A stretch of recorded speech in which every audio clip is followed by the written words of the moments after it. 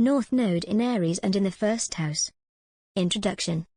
With your North Node in Aries in the first house, your North Node is doubled down in the house ruled by its same sign.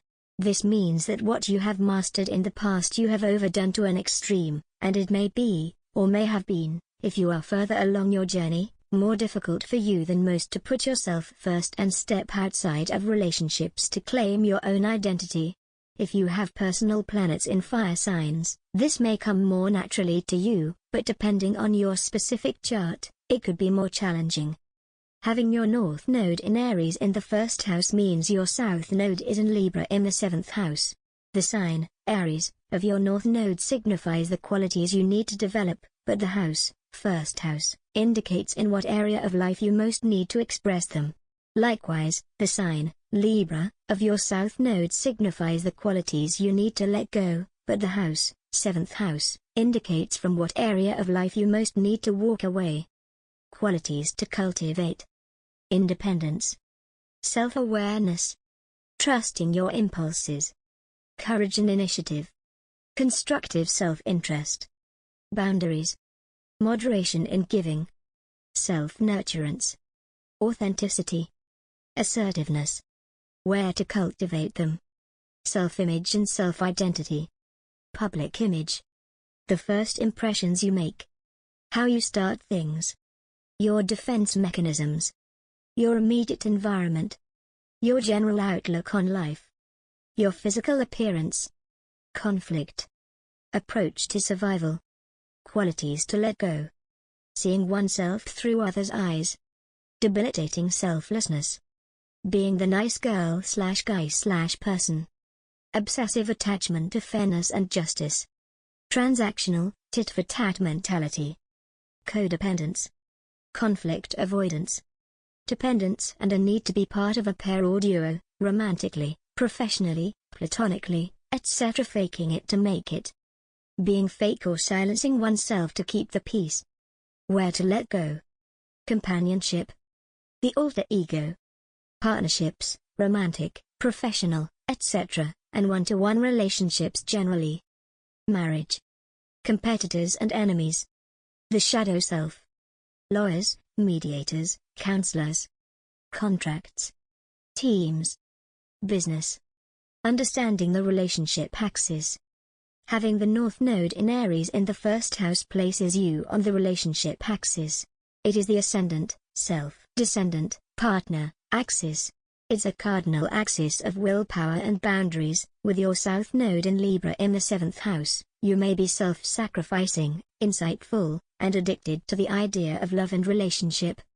House 1 is ruled by Aries and Mars, the planet of war. Aries represents I, the ego, the infant just brought into the world, screaming its needs. House 7 is ruled by Venus and Libra, which represents the other, the partner, the self-conscious adolescent starting to consider sex and partnership. Aries is the bold, authentic person who says what they mean and means what they say, walking over others as they beeline toward their goals. Libra is the self-effacing diplomat, the one who sugarcoats the truth, gets walked on, and struggles with indecision, but always brings peace and harmony to the situation even if it means deceiving others. Your life path involves balancing the self and others, being both the solo star and the best supporting actor. Me versus we is a major theme of your life. Your karmic classroom is in your relationships.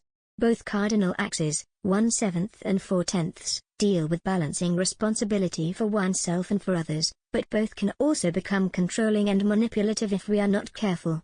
The cardinal axes deal with power and projection, so power plays and or projecting one's shadow onto others are signs of imbalance. With your North Node doubled down in Aries, in the first house ruled by Aries, you need to learn to prioritize yourself and your own needs because your tendency is to sacrifice too much in relationships, all kinds, not only romantic ones. You need to learn independence and the importance of your own unique perspective. Air internalizes things intellectually, fire asserts itself outwardly. In Jungian terms, air is about thinking and fire is about feeling. Whenever you have an air South Node and a fire North Node, your natural tendency is to avoid conflict at the expense of your own self-respect. You've got to learn to stand up for yourself. Let go of any codependent tendencies and embrace emotional independence. Love is the central power of this axis, unconditional self-love and unconditional love for another. You must see the truth of dependent arising, that what is good for me is good for you, but what is good for you is also good for me. This is about the self and its projection out into the world, and the adjustments we must make in facing and relating to other people. Your life lessons come through your interpersonal relationships and the degree to which you either assert yourself and your needs or compromise for the sake of harmony and fairness. The relationship axis is about creating versus refining, leading versus following, winning versus compromising, giving versus taking, how you see yourself versus how others see you, and self-awareness versus awareness of others. Every axis is about balance, but especially this one. It isn't about becoming entirely selfless or entirely selfish, but learning to meet in the middle. It means having self-respect as well as respect for others, including all living beings. It means knowing when to take initiative and when to wait. When you master this axis, you will have a healthy sense of self-respect, confidence without egotism, and humility without self-deprecation. Ultimately, it is about balance. Perhaps you are already on your way. Your quest, independence. With your North Node in Aries in the first house, your quest is independence. Your resource for achieving it is your interpersonal skills. You have chosen to incarnate in order to balance out a childhood, or many lifetimes, in which you were a partner and or peacekeeper who always found a way to compromise, perhaps at your own expense. Your early life may have been filled with sacrifice, but with self-awareness you can move towards self-empowerment. If the idea of selfishness fills you with fear or disgust, that's a sign you need to develop some healthy selfishness. The key is to understand that we are all ultimately responsible for ourselves and our own lives, not for others. The irony is that once you learn to assert yourself, you will be able to create greater harmony and healthier relationships. One lovely thing about this North Node is that self-fulfillment is part of your destiny. Your past, strengths, and excesses. Don't worry, you don't have to leave everything about the South Node behind. Again, it's about balance. The trick in balancing out the South Node is to embody the positive aspects while leaving behind the negative qualities. With the South Node in Libra in the 7th house, partnership is natural for you and you instinctively see yourself as half of a pair, but this is not your path this time around. In the past you were always half of a whole, constantly adapting to balance out your partner, whether it was a romantic partner, business partner, best friend, single parent, or someone else. Your life was always divided in two somehow, and your instinct is to merge with people in your immediate environment. You sense other people's moods, emotions, and identities so easily that you can lose your own identity in them. You may even, consciously or unconsciously, imitate others and take on their personalities. You have often been the person behind the scenes who supported others, and you have a talent for doing so. You're accustomed to being the best supporting actor. You may still see yourself this way. You may have spent past lives as a housewife, counselor, secretary, advisor, or assistant of some kind. You infused all of your own identity, power, and positive energy into supporting someone else.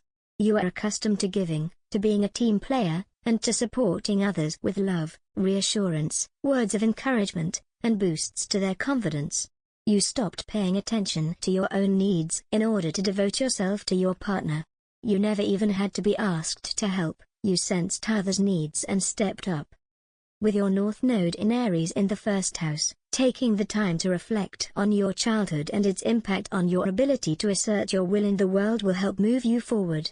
Where did you live at the time? How did you relate to your body? How did you relate to others? How did these experiences shape your approach to others now? How do they affect your attitude toward yourself? How do they impact your confidence and willingness to take risks?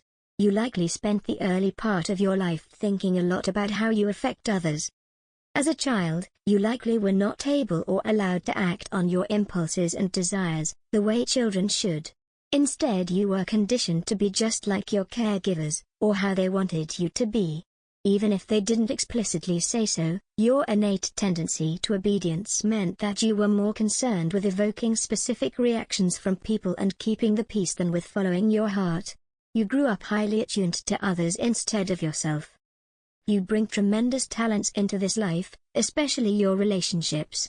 You have a natural sense of justice and always try to make things fair for everyone involved, except sometimes yourself. Injustice probably really upsets you.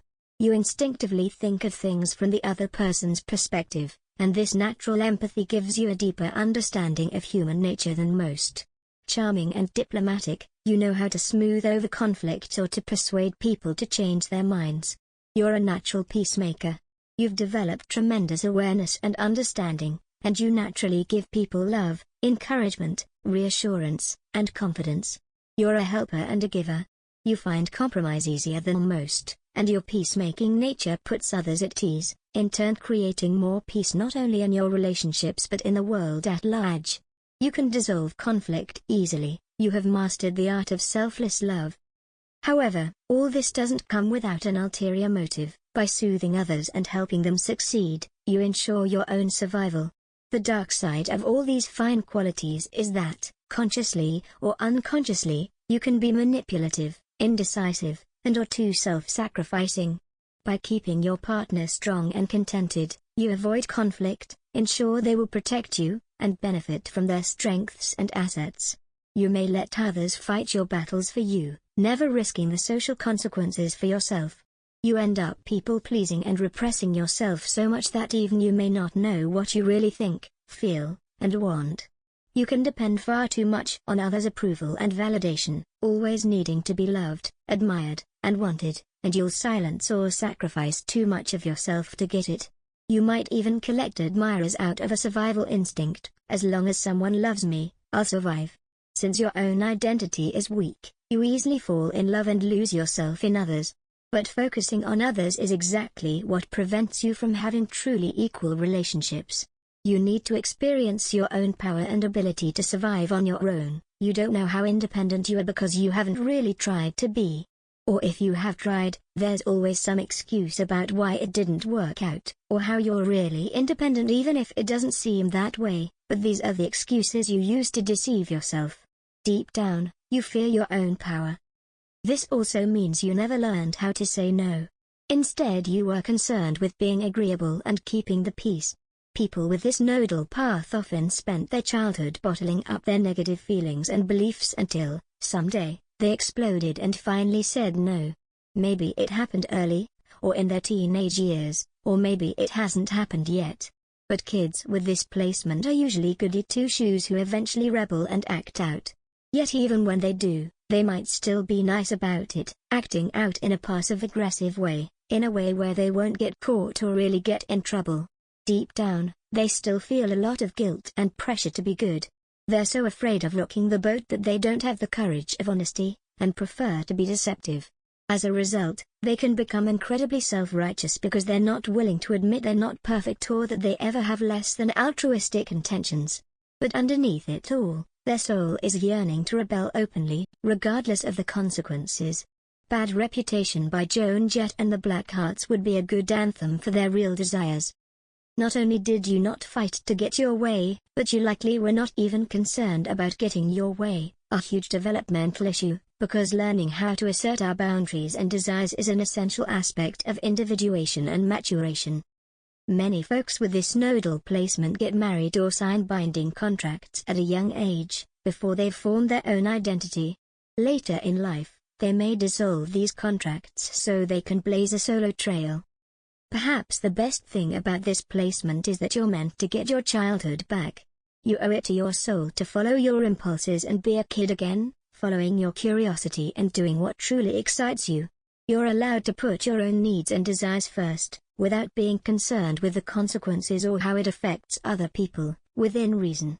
Of course, don't do anything dangerous or stupid. But in this lifetime, simply following your intuition will lead you in the right direction.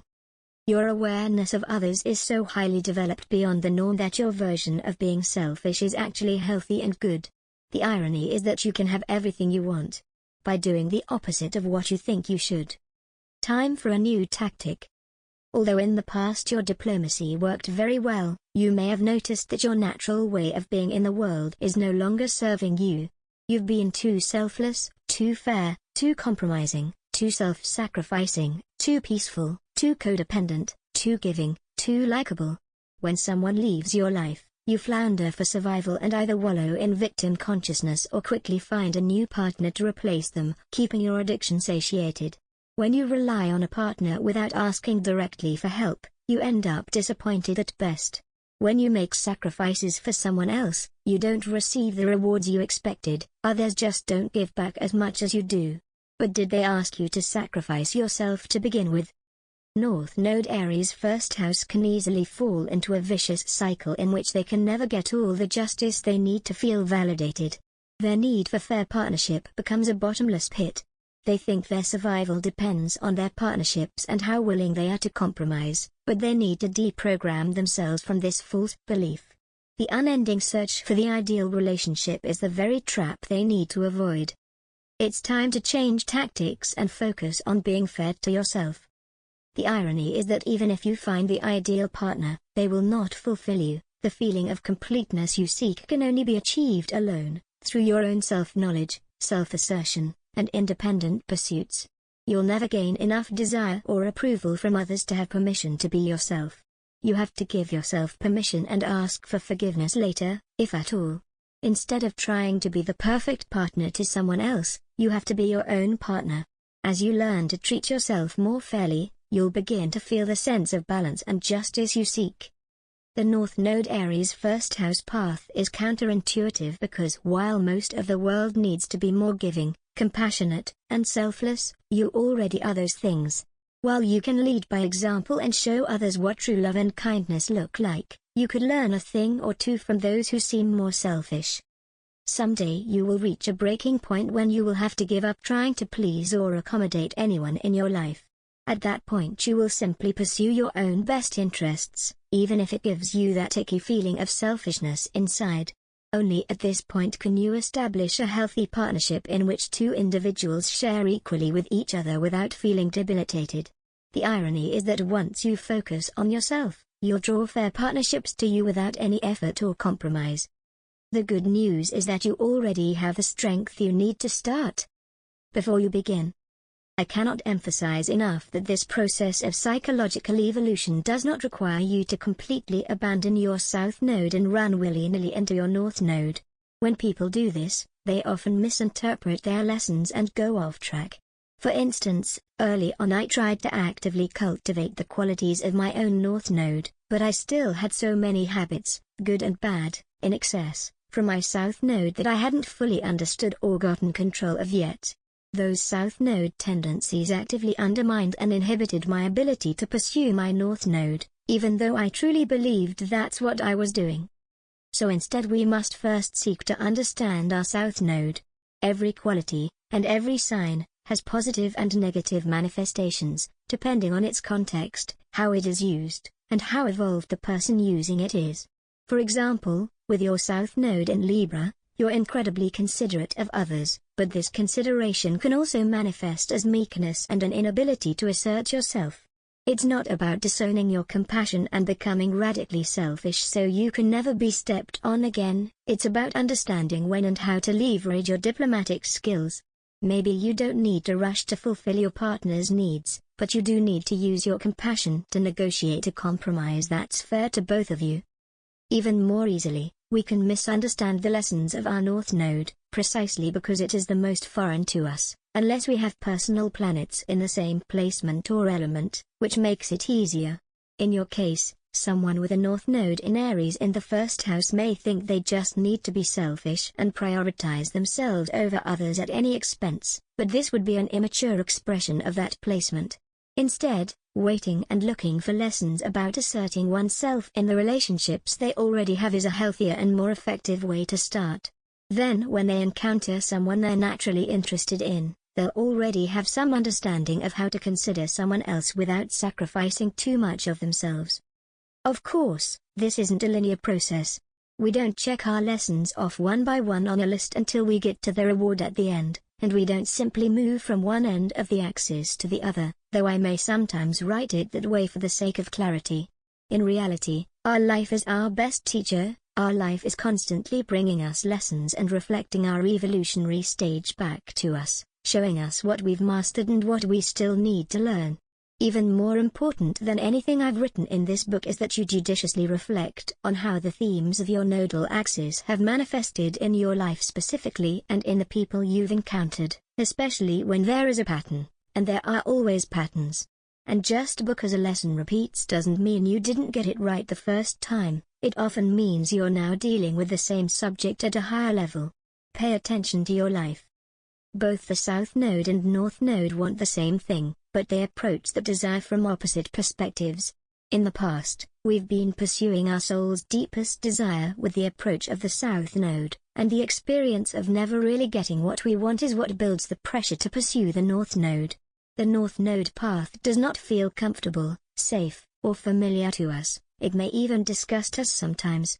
But life will repeatedly deny us our deep desire until we learn and integrate the missing end of the polarity, the North Node we've left underdeveloped. In your case, your instinct to sacrifice for others with the expectation of a reward only leads to self-depletion, until you stop collaborating with your abusers like a Libra and start standing up for yourself like an Aries. The only way you can win in this life is to create win-win situations where nobody loses, including you. Oftentimes we do not begin to turn towards a North Node until we've truly exhausted the strategies of our South Node. At that point, we have explored all the positive and negative effects of our South Node habits and instincts, and we're able to use them with discernment instead of compulsion.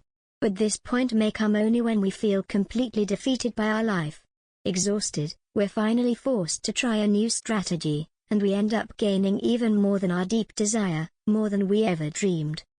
The fulfillment of our North Node promise doesn't look like becoming an embodiment of only our North Node, but instead embodying the best qualities of both the South and the North Node. As we begin to do that, we realize that our South Node is not only the source of much of our strength, but the foundation upon which we can build our North Node castle. Discovering self-identity. South Node Libra 7th house people now face the challenge of strengthening their independent identity. Luckily, it is easy for them to figure out because they have no preconceived notion of self. The difficulty is in distinguishing the difference between what they've absorbed from others and what is truly them. They must be rigorous with their thoughts and always ask themselves, whose voice am I hearing? That will teach them to hear their own authentic voice and tune out the external ones they've internalized over the years.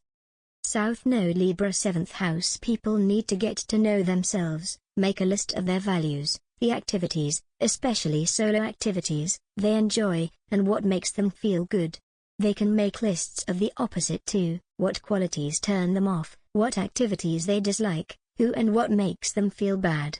They must learn to cultivate good feelings on their own, without anyone's assistance, and stop feeding their own pain. They must find what feels good and do it for themselves. They must pursue independence of all kinds, intellectual, emotional, physical, spiritual. Like all fire and earth North Nodes, their path is about learning to fill their own cup first before they can give well to others. Following their natural impulses will lead them to themselves. Once they take action on those things, their actions will validate their identity, becoming a positive feedback loop. The more they do this, the stronger and more powerful they will feel. They will no longer feel at the mercy of others, and eventually they will no longer feel they have to give so much to get so little, because they will have learned how to give to themselves. It's essential for North Node Aries first house people to set aside some time every day for solitude. Even if it's just 5 minutes, they need to be alone to listen to themselves. They can find a method of listening to themselves, journaling, meditation, vlogging, talking into a voice recorder, and make it a regular practice. They will notice what comes up over and over again and continually ask, is this my voice or someone else's? The irony is that when they prioritize alone time for themselves, they will be able to give better to others. When they are with others, they must consciously take a deep breath now and then to keep themselves inside themselves and remember their boundaries. There are many resources and journal prompts included in the North Node Aries First House workbook on northnodesignandhouse.com. Choosing self-interest. South Node Libra 7th house people must beware the voice in their head that calls them, or others, selfish. It's as if their sensitivity to selfishness is dialed up way beyond the norm, so that even healthy things appear selfish to them. But what does it really mean to be selfish? What is the difference between selfishness and self-respect, between ego and confidence? Is it really right to sacrifice for others all the time, or does it disempower them? When South Node Libra 7th house people see other people taking care of themselves, they might judge them for being inconsiderate and self-involved. In fact, these people may be showing them what they need to do for themselves. The reason it triggers them is because deep down, they're mad at themselves for not putting themselves first. Oftentimes, we attract people into our lives who show us the path to our North Node, and they're usually the people who annoy us the most. We have to be conscious of our reactions to these people and use their bothersome behaviors as reminders to check in with our own needs. Ironically, because Aries North Node first house people are so instinctively attuned to the needs of others, the moment they course correct and take the selfish decision, they actually balance the situation out and discover it was the best choice for all involved. It's really hard for them to put themselves first, but they have to realize that oftentimes, that's what's in everyone's best interest, not only their own. What South Node Libra 7th house people need to recognize is that their own will is a valid and essential part of the will of the whole. They have not just a right, but a responsibility to advocate for themselves. In doing so, they are playing their role in the cosmic order. There is a line in the Bhagavad Gita that says it is better to fail in one's own purpose than to succeed in someone else's. That's why it's important that we each do our best to play our own part, not silence our soul's desires just to be nice. As they get better and better at this, their natural impulses and ability to care for themselves will strengthen their identity, which they can then back up through action. This is an important aspect of the Aries North Node. In their Libran past, they've been very passive. Now they've got to take initiative. North Node Aries first house people have to stop trying to take care of others and focus on caring for themselves first. Even if they are literally a caretaker can't pour from an empty cup. They don't need to serve others in order to be worthy. We are all valuable, whole, and complete on our own, just as we are. Trusting instinct, taking initiative. Past experience has accustomed South Node Libra 7th house people to supporting others and their ideas. They understand how to take someone else's concept and help carry it through to completion. But this time around, they've got to be the one to start things. In fact, they might need to initiate and then let others finish the job for them for once. Of course, people won't always come along to help, so sometimes they'll have to take sole responsibility. But if life brings them helpers, the North Node Aries first house person must let them help. North Node Aries first house people are so accustomed to helping other people that they over-identify with this quality of being helpful and don't know how to let themselves be helped. Now's the time to practice, let others support them while they get the ball rolling on their next big idea. Now's the time to plant the seeds and allow others to cultivate them from there. Ask: if my best friend were in this position, how would I support them? It's time to do that for themselves, treat themselves as well as they treat their best friend. They might resist this because they fear someone else will receive recognition for their ideas. But what's most important is the idea itself, that the project is actualized regardless of who gets credit for it. So they must be a leader, with grace. They have to have security in the fact that no one else can do their job, which is to discover the seed ideas for others to build on. Other people can figure out the details while they move on to the next thing. It's also time to trust instinct over logic. While they may fear others will judge them for making decisions based on instinct over reason, this time around their first impulse is usually right on target. They can then use logic to figure out how to implement the decision. If no instinct arises, however, it's okay not to decide right away, or simply say, "I don't know." Because their default mode of thinking is always so considerate of others, they can trust that their instincts will usually not hurt people seriously.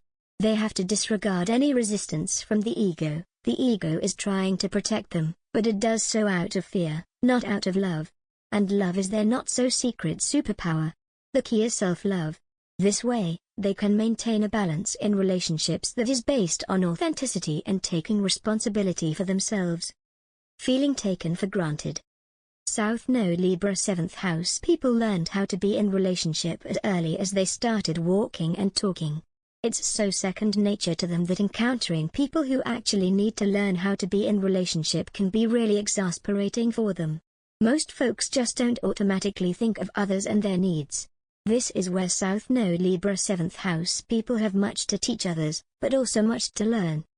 Since these folks are not innately aware of the value of self-sufficiency, they don't realize how important it is to other people. They often start helping people even when they haven't been asked to help. They just invade and start projecting their own judgments about what the other person should or shouldn't do. They need to learn to respect others' boundaries, and develop some of their own. Even when other people accept their help, it's often more harmful than the South Node Libra person realizes. They tend to disempower others by taking over and taking their autonomy away. By taking care of people, they rob them of the chance to learn how to care for themselves, and the sense of self-respect, power, and accomplishment that comes with it. What North Node Aries first house people need to focus on is mutual self-empowerment, empowering others to help themselves. When they do this, they can focus on helping themselves instead, giving themselves the gifts of self-respect, power, and accomplishment that come with self-sufficiency. In fact, when these folks see others being selfish, they can have a very negative and judgmental reaction. In truth, it only bothers them because they don't give themselves permission to do the same. Instead, when they notice this feeling of disgust arise, they need to take it as a signal to take inspiration from the selfish person instead of judging them. The Ascendant. With the North Node in Aries in the first house, these folks may have their ascendant in Aries, so the impression others have of them may feel very off base depending on their other placements. Still, the Ascendant also describes how we tend to protect ourselves. The more insecure they feel, the more aggressive they may get. They may feel like they have to put up a strong front and look a lot tougher than they feel inside. They may even give off a "don't F with me" vibe, even if they don't mean to, and that can be intimidating to others. With the North Node here, it's like they came into this life and took on a role that wasn't right for them, and they were unequipped with the right tools for the job. There are two possibilities with this placement: either their ascendant sign is the same as their North Node, Aries, or it isn't, Pisces or Taurus. If it is in Aries, they have an easier time, barring other challenging aspects. A Taurus ascendant can also have an easier time asserting themselves. If the ascendant is in Pisces, however, it can be really tough. They're even more vulnerable to feeling the emotional energy of others, and it's harder for them to protect themselves. This nodal lesson is especially important for them. Anger. South Node Libra 7th house people think they always have to play a positive role in the most cliché sense, that they have to be loving, supportive, and self-sacrificing, without ever causing the slightest discomfort to others, let alone pain. But this is a very juvenile concept of what a truly positive influence is. Sometimes the people who hurt us the most are the ones who sugarcoat the truth, while the people who help us the most are the straight shooters who call us out on our BS. This urge to be good and helpful represses the part of the South Node Libra 7th house person, which exists in us all, that cannot be sweet all the time, creating an intense polarity within them. Inevitably, their assertive side lashes out because it hasn't been fully integrated into their personality. When that happens, even the South Node Libra 7th house person will feel surprised and embarrassed, wondering, where did that even come from? It came from their authentic self.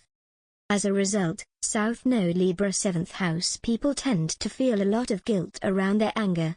They think that anger is the opposite of love when really it is a part of love. It is the part that protects love and the vulnerable parts of ourselves and our loved ones. Learning to feel, appropriately express, and let go of anger is a crucial skill for them to learn. The challenge is to remain centered in themselves. It's crucial for these folks to release preconceived notions of the ways in which love can be expressed. They can make a list of the ways they think love can be expressed, and then try to list ways the opposite can also be true. When people with the North Node in Aries in the first house feel violated, they rightfully express their anger, but then they feel guilty about it, even though their anger was a form of self-love. They must learn to see that both the dark and light sides of human nature can be manifestations of one and the same love. The key is to know where it's coming from, and when it's justified. Of course, there is plenty of unjustified, malignant anger in the world. But there is also just, righteous anger, the anger that comes not from fear, but from the impetus to defend love itself. Be discerning with your anger, and your judgment of others' anger, and you will see the difference. The problem is that the expression of anger usually conflicts with their self-image. They can't square the expression of anger with the image of the supportive, loving person they believe they are. Anger is a part of supporting oneself, loving oneself, and even supporting and loving the people around us sometimes. So it is actually a good sign when anger arises in us. Pay attention to when, how, and with whom this happens. This is the key to finding our boundaries. Anger is also a sign that we may have been neglecting ourselves. It's a part of us screaming for our attention. When North Node Aries first house people turn inward and begin to take care of their own needs, the anger will melt away. There are many journal prompts to help you do this in the North Node Aries First House workbook on northnodesignandhouse.com. Anger is often rooted in a violation of our expectations. We get angry when we don't get what we expected or believe we deserve.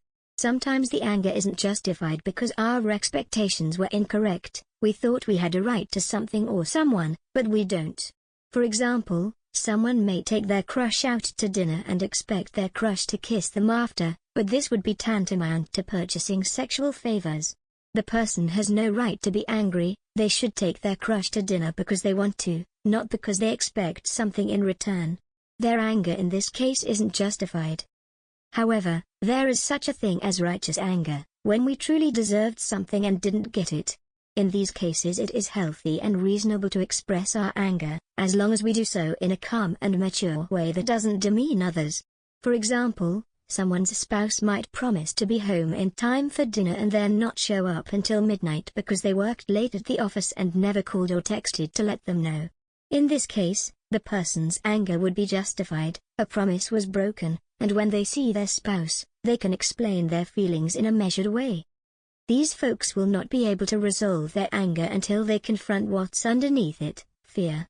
We are attached to something that we fear losing, a relationship, a job, a feeling, our ego, etc. Very often it is our ego we are attached to, which is how pride fuels anger. When our pride is wounded, we are moved to act against whomever wounded it. Very often this comes in the form of the sacrifices we believe we are making for others, even though they never asked us to, or because we didn't speak up and assert our boundaries in the first place, and so our resentment builds and builds until we lose our temper. The pride of self-sacrifice fuels our anger, because we fear the diminishment of our ego. However, repressing anger does not work. We need to use our anger for positive action. After all, it is a step up from apathy and grief. Anger can propel us into taking action for what we want. It can recommit us to our ambitions, fuel us to prove others wrong through our achievement, leave a situation that isn't working for us anymore, or dedicate ourselves to our own self-care and self-improvement. More deeply, they must identify and address the feelings that are fueling their anger. They need to become aware that they are unconscious injustice collectors, which builds up a victim mentality and the anger that spews from it. But anger is not freeing, it is binding. As long as we hold on to our anger and the underlying feelings, we will continue to attract people and situations that trigger them. When we fail to express our anger and it builds up, it creates resentment that ultimately undermines our relationships. This is incredibly toxic to ourselves and our lives. Failing to express justified anger is actually immature. North Node Aries first house people can trust themselves because deep down, they already know that love is the only reality and all else is illusion. But they can only come from a selfless, loving place by loving themselves first. So when they feel their anger emerging, they must recognize it as a signal to turn inwards and tend to their own needs. If someone has violated a boundary and they need to communicate that to them, they can do so in a healthy, mature way. If their needs are not being met by others, they can see how they can fill them on their own. Then they will naturally cultivate both the inner and outer harmony they seek. Prioritize authenticity. South Node Libra 7th people have a tendency is to say whatever is necessary to keep the peace. But this is not authentic, and authenticity is another one of their lessons in this life. Truth is the only possible foundation for a healthy relationship, because truth is the source of trust. They have to learn to see healthy conflict as a part of healthy relationships. Superficial harmony ultimately hurts them. No one can possibly be loving, supportive, and self-sacrificing all the time. That is not authentic for anyone in this world. Repressing the part of us that can't constantly be this way creates a lot of inner tension that only hurts us and our relationships. The more we repress, the worse the anger and resentment will get. And it will come out eventually. It's better to express it as it happens, instinctively and honestly, in order to create truly harmonious relationships based on honest love. If South Node Libra 7th house people take a closer look at their anger and resentment, they will see that it is really part of their self-love that has to balance with their love of others. Anger is part of Yang nature, the assertive side that South Node Libra 7th house people haven't allowed themselves to express. This side of them has been repressed for so long that, not being integrated with the rest of their personality, can come out in intense ways. The key is to harness this energy, accept that it is there, ask what it wants, act on it in a healthy way, and release it. Their job in this life is simply to be themselves, authentically and instinctively.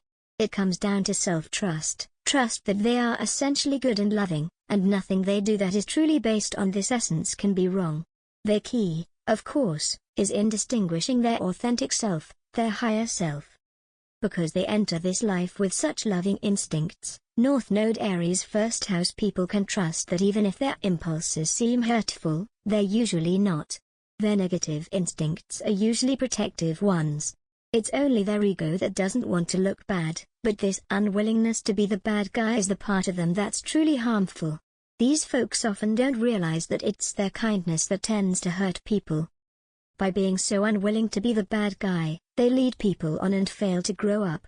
The truth is that giving someone the respect of an honest answer, even if it hurts, is ultimately the most helpful thing we can do. If they're not interested in a relationship with someone, they shouldn't just ghost or be fake to them. They can simply tell the person they're not interested and, if they can, tell them why. They can do this in a way that is still kind and fair. If it's something the person can improve upon for the next time, the North Node Aries first house person will be doing them an enormous favor by helping them towards future success. None of us can grow without honest feedback. Layers of the self, fulfilling one's potential. For South Node Libra 7th house folks, helping people comes naturally. What they don't realize is that in this lifetime, the only way to serve others is by being their authentic self. The first house is about realizing one's own ultimate potential. We were born to be precisely who we are, and discovering who that is not only our purpose in life, but the greatest contribution we can make to the world.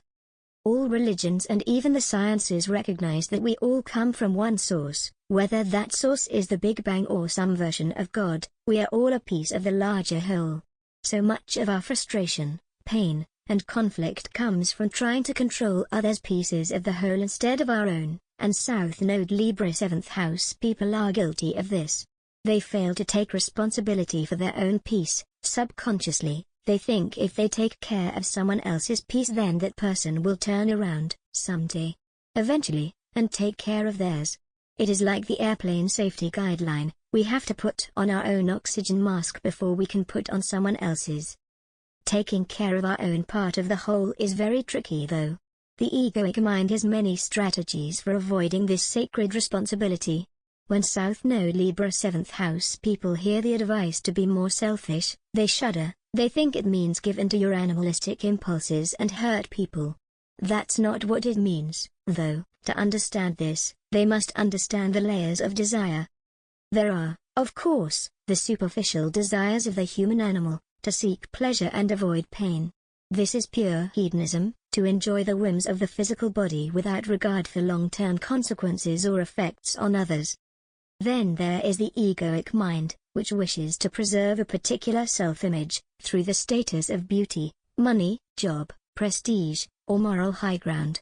This is where we all get most easily lost. The South Node Libra 7th house person's egoic mind usually wants to preserve their self-image as a good person who is selfless, loving, and helpful. But this is a juvenile way of repressing the shadow which exists in all of us, a refusal to accept the completeness of humanity, which also involves being selfish, angry, and assertive. More deeply, there is the soul or higher self, the part of us that operates beyond the egoic mind, the watcher, the observer. It's the part of ourselves we tune into during meditation, the intuition that speaks to us in whispers. This is the source of our deepest desires, the ones that transcend the egoic mind. It wants what is in the highest good of all, including ourselves. When North Node Aries first house people come to understand this part of themselves, and tune to that, they will see there is no such thing as selfish or selfless, no need to judge, no need to sacrifice. Appearance and interface. The first house deals especially with our surface-level interactions, our appearance, first impressions, and manners of speaking, moving, and behaving.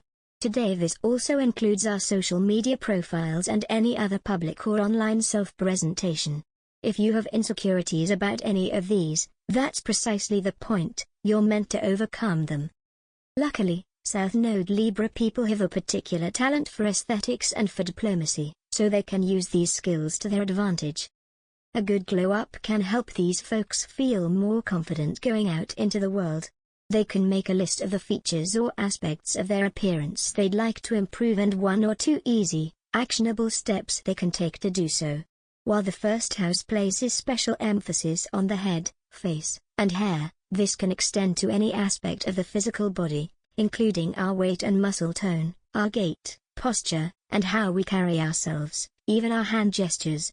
North Node Aries first house people can consider their clothing, hair, makeup, jewelry, tattoos, anything they use to decorate and express themselves. Finding a way to be happy with these things will benefit them even more than most people. Is there anything they've held back from doing with their appearance because they didn't think certain people would like it?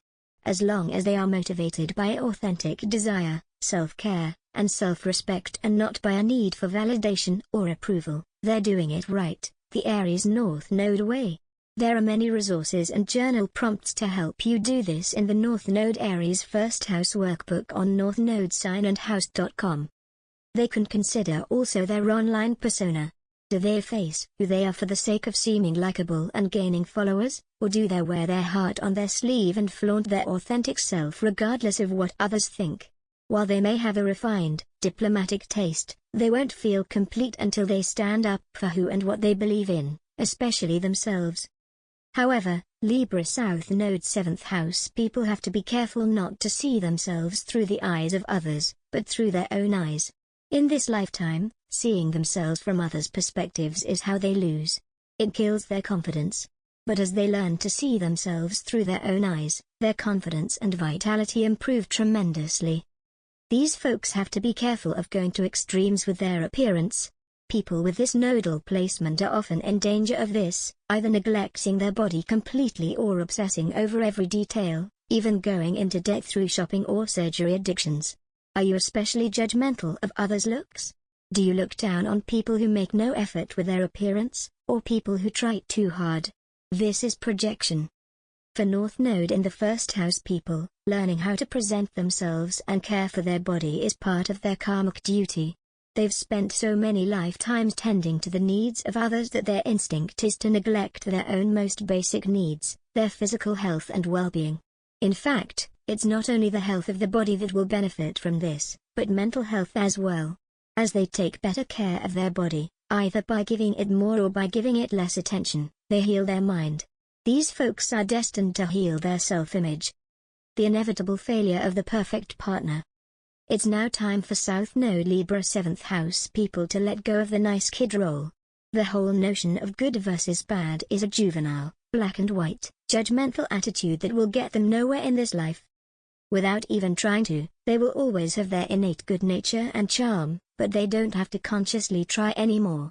They have to stop trying to make people think the best of them or be the most appealing version of themselves. They especially have to stop trying to be the perfect partner. They won't attract their own perfect partner until they stop trying to be one. In fact, people of this nodal placement often take on the qualities and interests of their partners, friends, and parents. But this only rubs people the wrong way. It can be annoying at best and psychotic at worst. Often their attempts to create rapport only backfire, because instead of feeling connected, people feel invaded. For example, in order to develop a friendship with someone, a South Node Libra 7th house person might try to show the person how similar they are.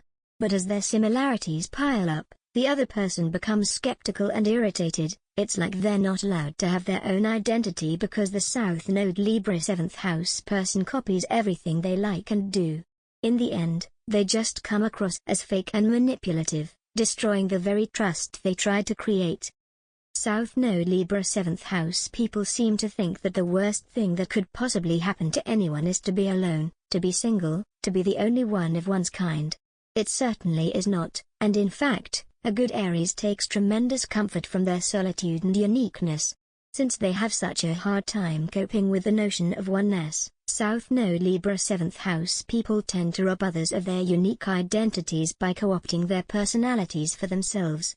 They think they are doing the other person a favor by making them feel less alone, not realizing that what they're perceiving as loneliness is really individuality, and instead of comforting the person, they're invalidating them. These folks have spent more than enough time trying to make everyone else happy, and more than likely, it hasn't worked.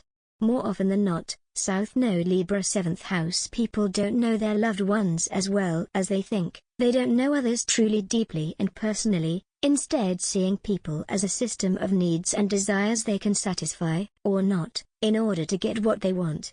They only see others deeply enough to manipulate them. That's why relationships can be so disappointing to these folks. They never knew their partners to begin with. They don't relate directly to the other person, but to their, usually romanticized, idea of the relationship. Because they have no independent sense of self-identity, they have no concept of others' self-identities either. That's why the relationship never satisfies them. It can't, because it's not an entity. The other person is.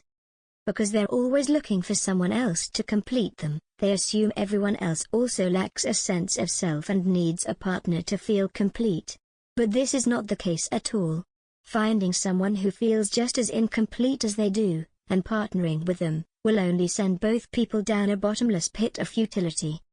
If they manage to attract a more independent, self-sufficient person, that person will often rebel against the South Node Libra 7th house person's stifling ways. That's why South Node Libra 7th house people tend to end up with selfish types who require a lot of attention and don't give back as much. They do much better with people who are sensitive and perceptive enough to see their needs and efforts, but independent and self-sufficient enough not to need their service. Of course, the South Node Libra 7th house person has to learn to be the same. Of course, the irony is that South Node Libra 7th house people are only likable when they're not trying to be. Down with peace and harmony. Harmony is so important to South Node Libra 7th house people that they'll try to be all things to all people. They tend to repress their negative feelings especially because they don't want to rock the boat. They're so used to doing this that it may take them a while to realize when their boundaries have been violated. That's why it's important for them to take time every day to self-reflect. It takes a lot of work for these people to get in touch with how they truly feel. A big sign they need alone time is when they lose their temper or lash out at someone. Usually this is someone with whom they feel secure, who they know won't abandon them. Subconsciously, they are often testing to see if the love is really unconditional. If it is, that makes it easier for them to accept themselves. But a healthier outlet for this energy is something physical, like a sport or a workout routine, especially something competitive, which is very Aryan. Even if they're just competing against themselves, such activities give their inner warrior an outlet. They need to find a way to push themselves that proves their power to themselves. In essence, it is their yang energy that they have failed to integrate. They are so used to suppressing and hiding their power that now they really need to feel and express it. The truth is, they're afraid of their own power. They fear hurting people and they feel guilty for having or expressing power over others. But power isn't only over other people. The greatest power is the power we have over ourselves. They also fear that their power will somehow be invalidated. Many times these folks will cajole themselves into believing in their so-called secret power, because if they never truly test it in the world then it can never be invalidated. But if they're honest with themselves, it's impossible for their power to be invalidated. In this lifetime, These folks are learning to integrate their negative emotions instead of denying and projecting them onto others. At their worst, they can be real bullies until they find a healthy way to do this. Justice, boundaries, and self-advocacy. South Node Libra 7th house people have an innate sense of justice, equality, and fairness. In fact, the only time they lose their temper might be when their sense of justice has been violated. However, their standards may be too rigid and in fact, out of touch with reality. When they allow their sense of justice to cloud their judgment and get on their high horse about it, they are actually off track. Folks with the South Node in Libra in the 7th house really struggle to admit when they're wrong, not realizing that self-righteousness is the true root of all evil. Think about it, no one who has ever done anything truly evil has not felt that they were justified in their action. In contrast, real humility means admitting when you've been wrong, made a mistake, or willingly hurt another.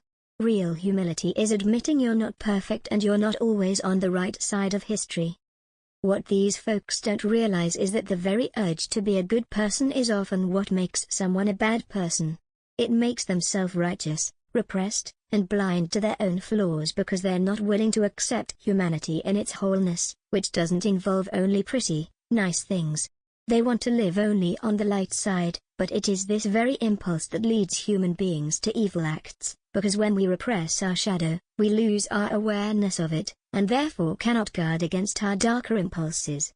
Admitting our darker impulses and negative qualities to ourselves is actually the most helpful thing we can do, for ourselves and for others. To continue living in denial is deeply juvenile and immature.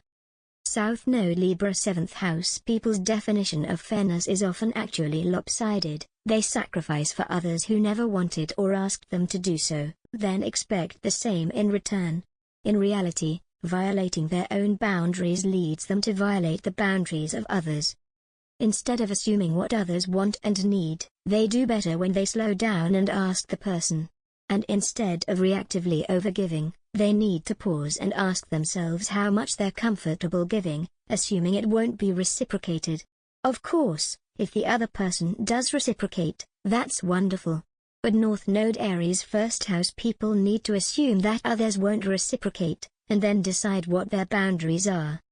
Justice can only come when there is clear communication, not assumptions and unspoken expectations. Aries is a very blunt, open, honest sign who unhesitatingly communicates their needs, desires, feelings, and boundaries. That's how they're able to achieve fair outcomes, and that's what North Node Aries 1st house people are here to learn. It's only when these folks honor and respect themselves that they can expect others to treat them fairly. Honoring their own needs and values is what creates justice for them. The idea is to assert their boundaries before they feel taken advantage of and withdraw, physically or emotionally, from the relationship. This gives the other person an opportunity to do better and ultimately save the relationship before it's too late. Boundaries are very important for North Node Aries 1st house people to develop. It may be painful, but it helps to make a list of all the times they've felt violated, physically, mentally, emotionally, financially, temporally, spiritually. This will give them a good idea of where their boundaries are.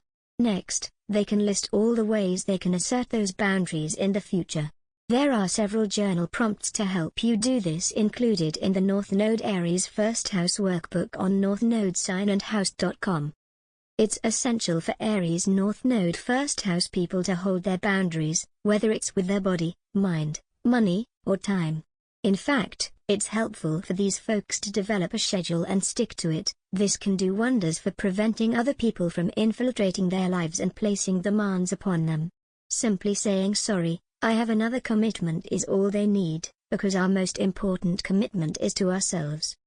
When Aries North Node 1st house people finally start to communicate their expectations, they also begin building their confidence. This communication is always motivated by love for the other as well as for themselves. That's how they build healthy, sustainable relationships. And in the process, they get to help others by teaching them what they've learned about love, balance, and fairness. A large part of the Libra South Node 7th house person's frustration comes from the fact that they instinctively detect and try to fulfill others' needs while other people are totally oblivious, both to their own needs and to the Libra South nodes. They may not even notice the South Node Libra 7th house person's efforts at all. It leads to the native feeling resentful and taken for granted. What they need to realize, though, is that not only do others not operate the same way they do, but other people enter this life with different karmic experiences that give them perspectives the South Node Libra 7th house person lacks and could actually benefit from. It's highly likely they attract Aries or first house people into their life, and that while these folks may be the most frustrating to deal with, they're also the ones who can teach them the most. When their sense of justice is violated, South Node Libra 7th house people's instinct is to become very passive-aggressive. They would rather allow a friendship to fade out of their life than tell their friend they were hurtful. If they ever do communicate their pain, they do it way too late. By avoiding conflict, these folks fail to grow, they fail to become real adults who speak up for themselves. They end up drifting through life in victim consciousness, always complaining about how others hurt them, but only behind those people's backs. If the person even realizes that something's wrong, the South Node Libra 7th house person will likely deny it. Their shadow side is incredibly weak, never taking responsibility for themselves or even sticking up for themselves. And when we can't stick up for ourselves, we can't even hope to defend anyone or anything else. The courage to be disliked. By contrast, the light side of Aries is a warrior and defender not only of themselves, but of their loved ones, of the weak, of all the causes they care about. They don't care about being disliked or unpopular or even punished, they care about doing the right thing and standing up for what they believe in, even, and especially, when they stand alone. The character Antigone of the eponymous Sophocles play exemplifies the Aries archetype in an unusual way. She's not literally a warrior and has actually spent most of her life caring for her blind father. She puts her own life on the line just to bury the body of her brother. She stands up for what she believes even though she stands alone, and she willingly pays the price for it. Embodying the Aries archetype doesn't mean being violent, messy, or aggressive, it means having the courage to be disliked for the sake of what's right. Most importantly, they have to fight for justice for themselves. North Node Aries first house people are here to stand for their values and what they believe in. They must not waver from their position even if it becomes inconvenient or unpopular, as this is the karmic mistake they made in the past. They have to be able to risk disharmony, and being disliked, in order to stand up for what they believe in. It is part of honoring who they are. These folks must resist the temptation to wait to hear others' opinions before forming or expressing their own, or worse, basing their own opinions on what others think. Of course we must always be humble and listen and learn from others, but folks with this nodal placement have to be conscious of their tendency to suppress their real ideas, feelings, and beliefs. If someone or something truly convinces them of a different position, that's reasonable. But as with everything, awareness is key. Whatever position they take, they must make sure it's authentic to them even if it doesn't feel good all the time. Standing by their beliefs will give them self-respect. One technique that works well for these folks is to hypothesize their own solutions before asking others what they think.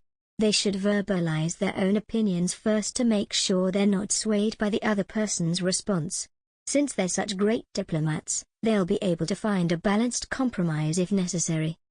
Self-love, loving the shadow. With the South Node in Libra in the 7th house, it may not only be that these folks gave in and defined themselves by partnerships, they've likely had many domineering people in their life who told them who they are or could be, regardless of their protests to the contrary. They may have been forced to be someone they didn't want to be, or simply not given the right tools and direction to be who they wanted. But the beautiful part of being one's own person, and being an adult, is fulfilling all the needs that go unmet by others. As experts of love, Aries North Node first house people are finally learning how to turn their love onto themselves. It is not that South Node Libra 7th house people chose to subjugate their own needs and desires to those of others, but that they were forced to do so in order to survive. It's common for these folks to have a domineering or difficult parent who had to be appeased and or obeyed. Since we so often replay our parental dynamics in our romantic relationships, and South Node Libra 7th house people have their karma double down on the axis of relationships, they almost inevitably replay these dynamics in their adult relationships, continuing to choose people who must, in some way, be appeased or obeyed. Even if they are single for a long time, other domineering personalities will show up in the forms of bosses, professors, even friends. This repetition compulsion is trying to teach them to separate themselves from this energy. It's difficult because deep down, South Node Libra 7th house people feel more secure when someone else is in control, even when they think they're the one secretly controlling the other person through their appeasement. This is just a way they cajole themselves into believing they're on top. After all, freedom is scary. To be in control of one's own life and destiny is to be responsible for it, and therefore culpable. Most of us do in some way resist taking responsibility for our own lives simply because we don't feel all that confident. And why would we? The fact is that none of us is ever truly prepared for life, especially adult life, and it's something we can only learn by doing. The South Node Libra 7th house person copes with this lack of confidence by staying attached to controlling people who seem more confident and decisive. Even if they hate the person, deep down, their psyche derives a tremendous comfort from them. If someone else wasn't calling the shots, they'd have to call the shots themselves. Then when they made a mistake, as they inevitably would, because they are human, they would have to accept blame. And South Node Libra 7th house people can't usually handle blame. They might apologize for superficial mistakes or accept blame in order to keep the peace, but within themselves, they tend to remain self-righteous. The irony of Libra is that while it perceives the light and the dark of human nature, and judges others for it, Libra doesn't perceive its own darkness and cannot accept its own culpability without tremendous guilt and shame. This is a quintessential failure of grace. It may be very easy for the South Node Libra 7th house person to extend compassion to others and forgive them their mistakes, to love others in spite of and even including their darkness, but they struggle to extend the same grace to themselves. Accepting their own dark side is tremendous work, and tremendous growth, for them. Forgiving and loving themselves, including their shadow, is perhaps the biggest leap they can take towards true maturity and spiritual ascension. Revealing the authentic self. Until they fully accept themselves, South Node Libra 7th house people cannot be authentic with others. Of course, this is because deep down they do not trust others to love them if they're seriously flawed, i.e., fully human. And that's fair. It's not like we can fully reveal ourselves to everyone we meet. But when we refuse to be vulnerable, we rob people of community, including ourselves. Of course, these folks cannot trust others to love them fully until they love themselves fully, including their shadow. For North Node Aries first house people, everything truly starts within and is projected outwards. They have to be the change they wish to see, and love themselves before they can love others or be loved in turn. These are clichés, but for a reason, and they're perhaps truer for South Node Libra 7th house people than for any other placement. But it can also work in reverse. Inside, these folks are incredibly judgmental, both of others and of themselves. But they assume that everyone else is as judgmental as they are, which is not true.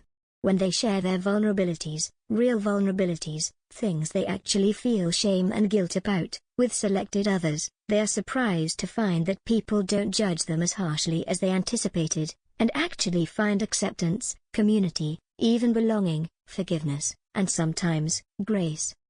As they slowly practice taking the small risk of revealing themselves, piece by piece, the love and acceptance others bring them helps them love and accept those parts of themselves. Such validating relationships can teach these folks how to validate themselves. But they have to consciously practice validating their own feelings and approving of themselves instead of seeking the approval only from outside. As with all matters of this placement, they must turn inward. Practicing authenticity both inside and outside helps them achieve both inner and outer peace.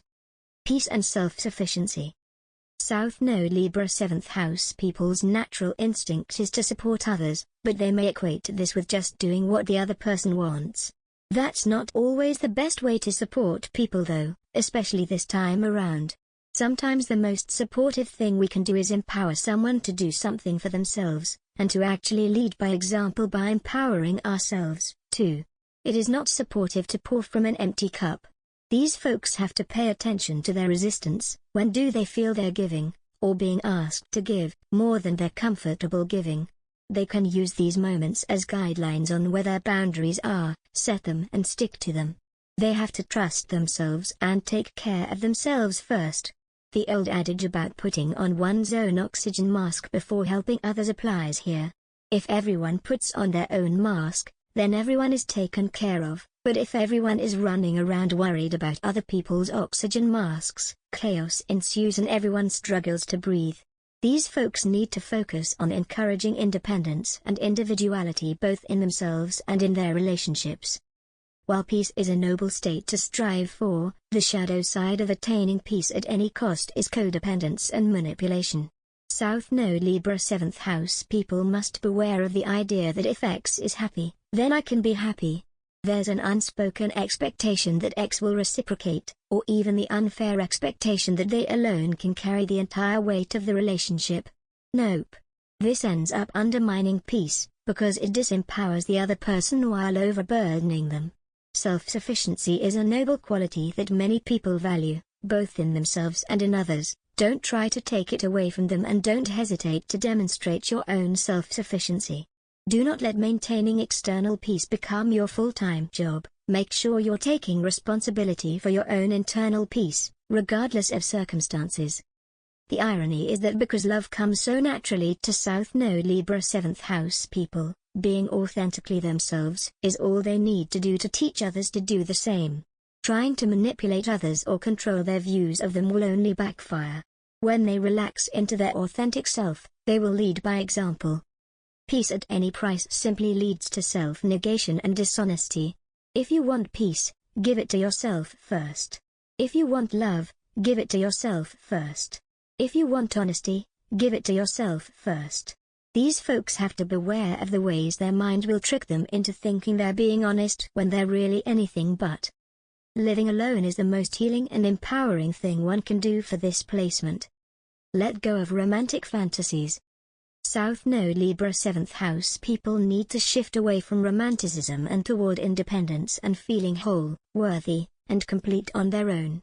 They have to accept that there is no other half to find. No one is coming to rescue them, they have to rescue themselves.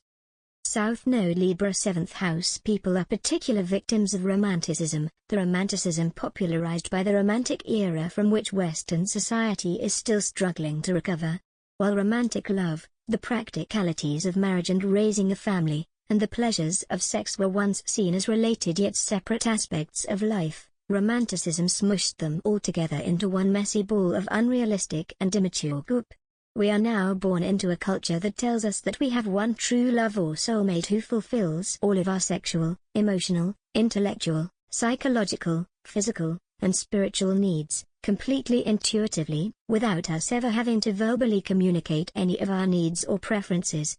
We expect them to take care of us the way our mothers were supposed to when we were under 6 months old. We expect to be able to have exciting sex with the one, not only in the honeymoon phase, but for the rest of our lives, even when we're trying to raise children, manage a household, excel at our job, care for aging parents, and enjoy some kind of social life while balancing our checkbook. The harsh reality is that this was always a false and naive promise. The most revealing sign of its naivete is that most romantic era novels, and most love stories in general, involve the struggle of two people getting together and end with that union, happily ever after. Rarely do love stories tell about the struggles of marriage and children, of juggling work and home life, of impotence or infertility, of infidelity or loss of libido, of coping with life-changing events like loss of limb or health, of crushing debt or financial crisis, or any of the other realities that can plague adult life and strain long-term relationships. South Node Libra 7th house people come into this life as if they are Percy Shelley himself raised from the dead, with romantic poetry pouring bloodily from their open hearts. What they need is to gently, tenderly, stitch themselves up and get themselves together, realistically. These folks must actively guard against the idealization of love and the tendency to put their crushes and partners on a pedestal. It is likely they'll have many disappointments in love, That is, the disappointment of realizing that their partner is, in fact, human, and cannot magically or psychically intuit their every need, much less fulfill them. The dull, hard work for these folks is the most frustratingly cliché kind: to love themselves first, to fill their own cup first, to give themselves what they need without expecting someone else to come along and do it all for them. This is an independent, self-oriented lifetime for these folks. No one is coming to rescue them. For North Node Aries first house people, a healthy partnership likely won't come until later in life, after the lessons of this axis are learned. Star power and the fear of being judged. South Node Libra 7th house people have spent many lifetimes, or the early part of this life, standing in someone else's shadow. If they have to stand out, they'd rather stand out through a partnership. But it's not just because they want to see their loved ones shine, it may also be because they have stage fright. They push other people out onto the stage so they can hide in the background or behind the curtain, secretly wishing it could be them in the spotlight. But their fear of being seen is really the fear of seeing themselves. It all comes down to a fear of judgment. Libra is signified by the scales, by justice, and these folks may be way too comfortable judging others. But because they're in the habit of judging other people, perhaps harshly, they assume others are judging them the same way. This may be true and it may not be true, but either way, they have to learn to stop caring what other people think of them.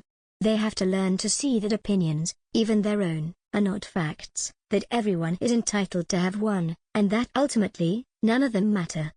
Intention matters. If their motive to be in the spotlight is rooted in a need for approval, people will sense this and their attempts will backfire.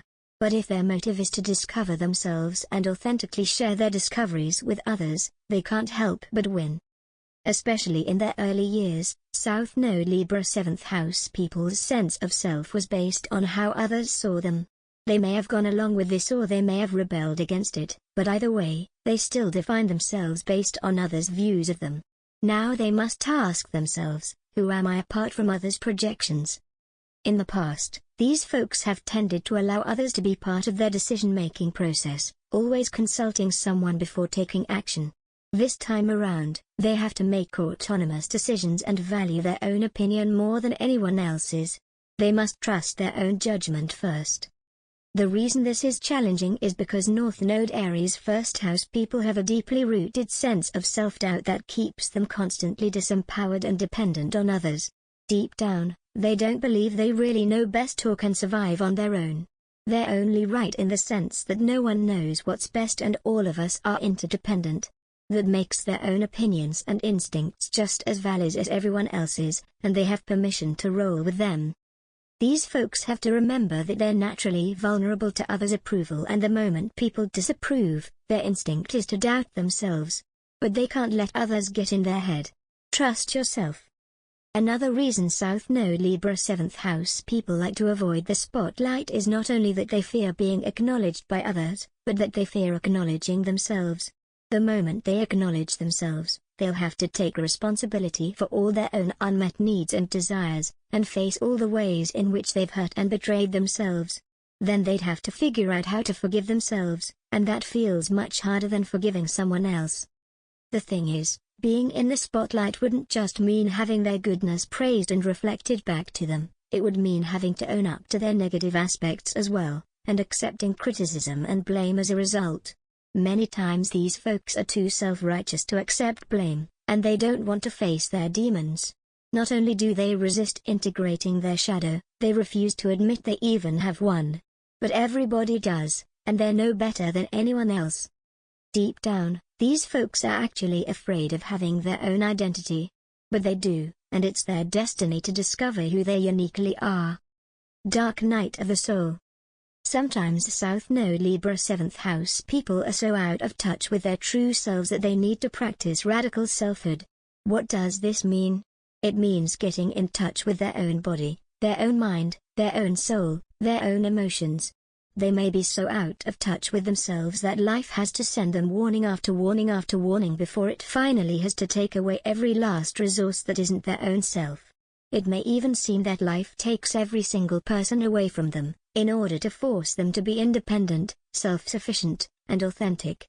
They're being forced to recognize that relationships are not actually necessary for their survival. Because their karmic lesson is to stop depending on other people, life will continually bring them undependable people until they learn this lesson. These moments in life can be terrifyingly lonely. South Node Libra 7th house people's deepest fear is that they can't survive on their own, and life will put them through this deep fear just to prove them wrong. How do they get through it? They have to focus on what's in their control and surrender the rest to a higher power. What's in our control? How we treat our body. How we relate to our mind. How we manage our emotions. How we save and use our resources. Who we choose to spend time with. A lot of things are actually in our control, so North Node Aries first house people have to set their goals and go about achieving them as independently as they can. These folks' karmic path is all about discovering and honoring who they really are. There is no point of being born as oneself at all unless one knows who that self is. When they come out the other side of this dark night of the soul, and they will be amazed, and proud, of how strong and independent they really are. They will never again fear loss or loneliness because they know how resilient they are. Remember, Aries is the warrior, and it's their destiny to become one. The high cost of keeping the peace. In the past, South Node Libra 7th house people were so attuned to others that as long as their partner was happy, they could be happy. When they focused on helping others, they were able to share in the positive atmosphere. But that strategy no longer works in this lifetime. Others' peace and well-being just isn't enough to keep the North Node Aries first house person happy. Still, this habit of keeping the peace is so ingrained in them that they will keep trying, but the harder they try, the more their efforts backfire.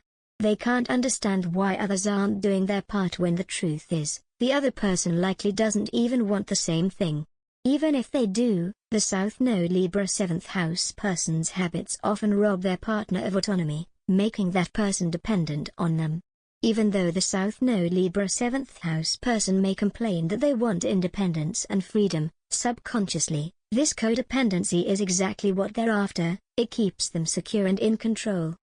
South Node Libra 7th house people can be extremely manipulative, even when they genuinely believe they're doing what's best for everyone.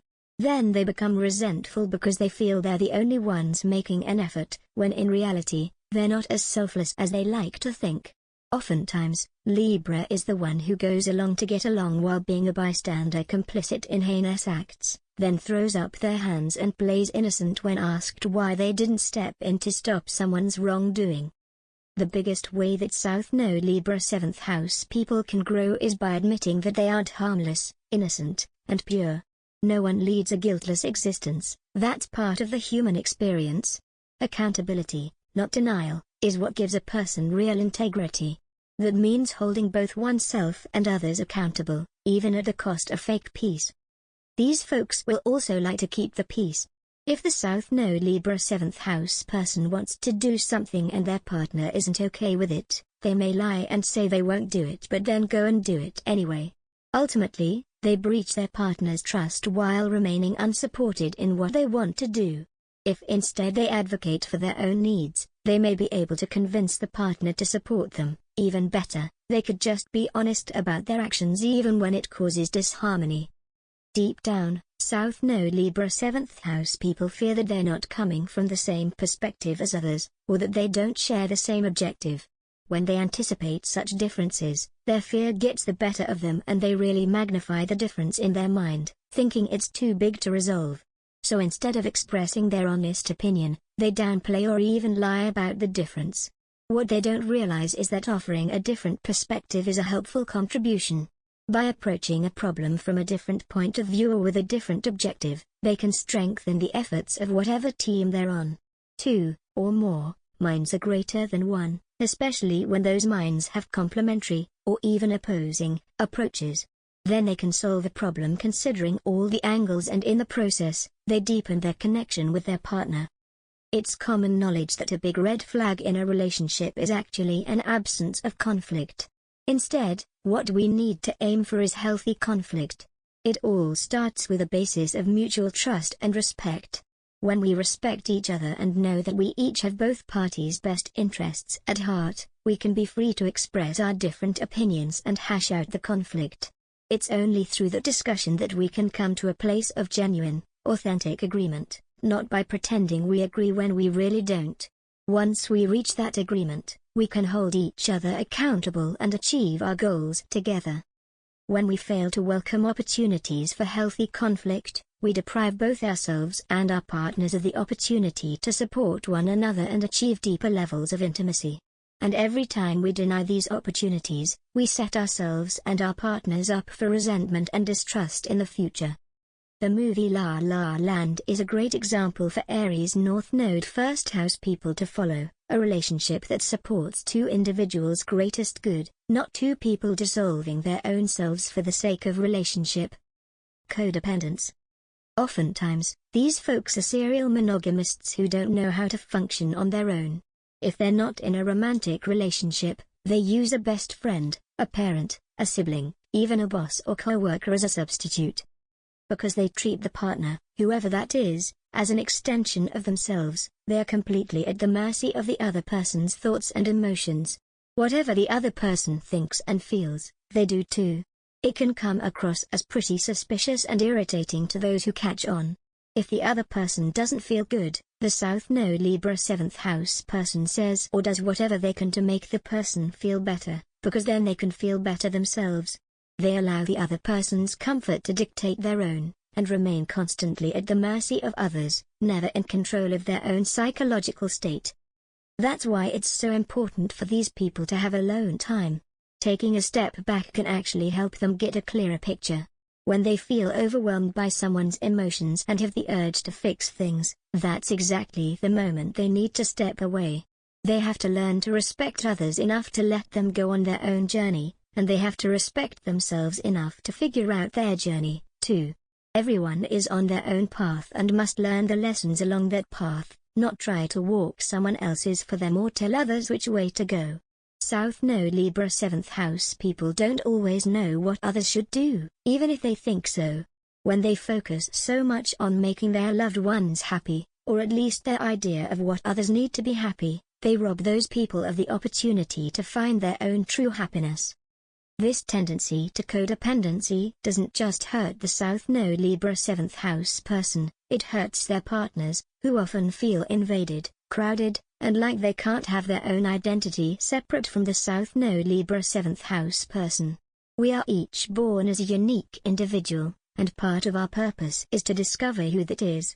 Then we get to come together in relationship and experience both the similarities and the contrast between us. The contrast gives us as much pleasure as the likeness, and it's the contrast that teaches us the most, makes us into better human beings. But it's impossible to experience this pleasure with a South Node Libra 7th house person who can't even acknowledge, much less enjoy, our differences. South Node Libra 7th house people feel very threatened when their loved ones have separate, distinct identities. They think if the other person has their own identity, then the relationship will fall apart. But of course, the opposite is true. It's their unwillingness to let others have separate identities that dooms their relationships, and it's the pleasure of the contrast that will make them last. The challenge is that even though South Node Libra 7th house people are loving, kind, and selfless, their desire to do everything with others and be part of others' identity makes them energy vampires who drain people. Since they equate happiness with being in a relationship, they constantly find themselves in one, even when it's the wrong relationship for them. But it's better to be single than to be in the wrong relationship. And to be clear, most people are not right for us. By constantly serving and self-sacrificing to help others reach their goals, South Node Libra 7th house people make others dependent on them. Sometimes even they feel trapped. They begin to resent their partners, blaming them for their failure to reach their own goals and find freedom and independence. Of course, they've made their own bed and now they find it uncomfortable to lay in. What they thought was love was really subconscious manipulation to ensure their own survival based on a false belief that they can't survive on their own. But they can. As these folks begin to discover and live out their own unique identity, they will naturally attract the right person who appreciates and values who they truly are. They just have to start. On the flip side, Some South Node Libra 7th house people may subconsciously remember the danger of codependence, and this memory can manifest as avoidance and fear of commitment. Sometimes they are still serial monogamists, but part of them always holds back and sabotages the relationship before it reaches the stage of serious commitment. They may have many excuses for it, but deep down they know that they have a tendency to give too much and lose themselves to others. Maybe they even do make a commitment, but they don't go all the way. They marry but only for convenience, not for real. However they frame it, they always hold back somehow because deep down they don't trust themselves not to lose themselves. Risk-taking, self-trust, and self-respect. Aries is all about adventure and spontaneity. Aries is brave and has a high risk tolerance, enjoying the process of discovering who they are as they throw themselves into new situations and territory. But this only works if the person trusts themselves. They have to know that they have their own back. What South Node Libra 7th house people might not realize is that because they have spent so much energy sacrificing for others, they have lost trust and even respect for themselves along the way. Over the years they have betrayed themselves too many times by sacrificing too much and constantly choosing other people over their own selves. This has resulted in a profound loss of self-trust and self-respect, and just like the trust and respect of others, we have to earn it back from ourselves. The only way to truly ensure peace in our life is to achieve it internally. And we can't achieve internal peace if we're constantly betraying ourselves for the sake of external peace. How do we earn our own trust back? By putting our own well-being, physical, emotional, mental, spiritual, first and keeping promises to ourselves.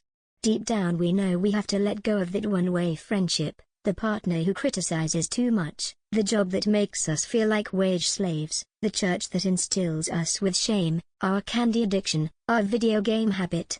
But South Node Libra 7th house people's fear of judgment and abandonment and being the bad guy often keep them in these negative situations, relationships that harm them. As long as they continue to sacrifice their own well-being for the sake of harmony and other people's opinions, they will not trust or respect themselves. As long as they choose what is comfortable over what is best for themselves, they won't trust themselves to take care of themselves. How do we earn our own self-respect? By making choices that make us respect ourselves. When faced with a decision, we need to ask ourselves, does this make me respect myself more, or less? This can be a big choice, like taking the risk to leave our comfortable job and strike out on our own business venture. Even if it fails, we'll likely respect ourselves more if we try than if we make the choice to stay out of fear. Or it can be a small choice. We might gain self-respect when we choose a healthy lunch over an unhealthy one. Neither self-trust nor self-respect is an overnight thing. It takes time to earn these things from ourselves. The frightening and frustrating truth is that all of us are responsible for our own happiness. The moment we accept that responsibility is the moment we become adults. Dishonesty and resentment. South Node Libra 7th house people are motivated by love, but love without honesty isn't real. In fact, it leads to resentment. Folks of this nodal placement often don't realize how they self-sabotage their own relationships. It's okay, though, because that's what they're here to learn, and life will bring them exactly the lessons they need. When they slow down and tune into their emotions, they will begin to sense when they feel resistant to giving. It comes back to self-awareness and tuning into one's own emotions and needs. This is why alone time is so important for them. As long as they're in the company of other people, they may still struggle to disentangle their own emotions from the other person's. Regular alone time can help them make the distinction. Then they can reflect on the situations in their lives and ask themselves how they feel about them. Only then will these folks get an honest answer from themselves. It's not as easy as some might think. If they don't learn to do this, they'll often fall into a pattern of being in a relationship without truly participating in it. On the surface they may seem to be involved, but emotionally, they're checked out. That's the cost of keeping the peace at the expense of honesty. South Node Libra 7th house people give until they are completely drained, but instead of advocating for themselves or leaving the relationship, they stay in it, usually out of fear of being alone or being the bad guy, and just shut down.